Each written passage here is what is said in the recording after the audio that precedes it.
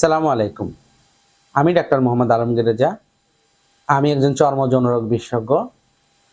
Doctor Alamgir Reza skin and sex research সেন্টারে একজন consultant আমি। তো আজকে আমরা একটা রোগ নিয়ে কথা বলবো। সেই রোগটার নাম হলো সিমেন্ট ডার্মাটাইটিস। তো আমাদের দেশে অ্যা অনেক মানুষ আছেন যারা কনস্ট্রাকশনের সাথে জড়িত।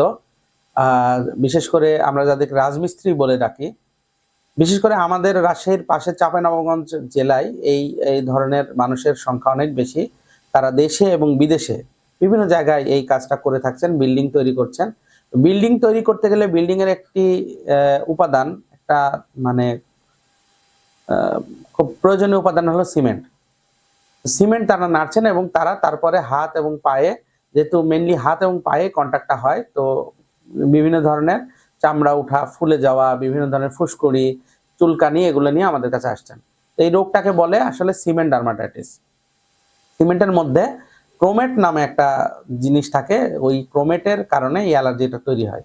আসলে অ্যালার্জির মানে মূল বিষয়টা যদি আপনারা বুঝেন, তাহলে আপনার অ্যালার্জি বুঝতে সুবিধা হবে। অ্যালার্জি হচ্ছে এমন একটা জিনিস, যেই ধরে নেন যে একটা মানুষকে আপনি পছন্দ করেন না, তাকে আপনার যতবারই আপনি দেখবেন ততবারই আপনার ভিতরে বিরক্তি উৎপাদন হবে।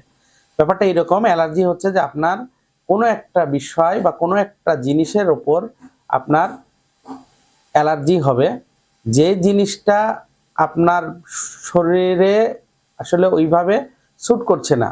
মানে এরকম ব্যাপারটা যে ধরে নেন আপনার প্লাস্টিকে অ্যালার্জি, আপনি প্লাস্টিকের দ্রব্য যখনই ধরবেন তখনই কিন্তু আপনার অ্যালার্জি তৈরি হবে। আপনার ধরেন কোনো খাবারে অ্যালার্জি, যেমন আমরা কমন করে বলে থাকি যে গরুর মাংসে অ্যালার্জি, তাহলে আপনার গরুর মাংস খেলেই হবে। যেরকম আমাদের অনেকের চিংড়ি মাছ খেলে অ্যালার্জি হয়, তো এইরকম বিষয়টা। এবং অ্যালার্জি কিন্তু প্রথমবার আপনি একটা জিনিস ধরবেন, তারপরে যতটুকু হবে, দ্বিতীয়বার ওই জিনিস যদি ধরেন তাহলে তার দ্বিগুণ পরিমাণ হবে। মানে আস্তে আস্তে এই মাত্রাটা বাড়বে। তো সিমেন্ট ডার্মাটাইটিসের অনেক লোকই আছে যারা প্রথমের দিকে কিন্তু এটা বুঝতে পারে না। তারা দেখে এবং তারা হয়তো কাজ করে, কিছুটা ফুসকুড়ি-টুসকুড়ি হয়, তারা মনে করে একটু ভালো হয়ে যাবে বা লোকাল কোনো চিকিৎসা নেয়ার পরে আবার সে কাজ করে। এইভাবে কিন্তু তারা আস্তে আস্তে এই বিষয়টাকে জটিল করে ফেলে। তারপরে আমাদের কাছে আসে। এবং আরেকটা বিষয় আশ্চর্য, সেদিন একটা রোগী দেখলাম, ওই রোগীটা এসে বলছিল যে আমি যখন বাসায় থাকি তখন আমি সম্পূর্ণ ভালো থাকি, যখনই কাজে যাই তখন এটা হয়। তার মানে ওই সিমেন্টের কারণে কিন্তু তার এটা হচ্ছে।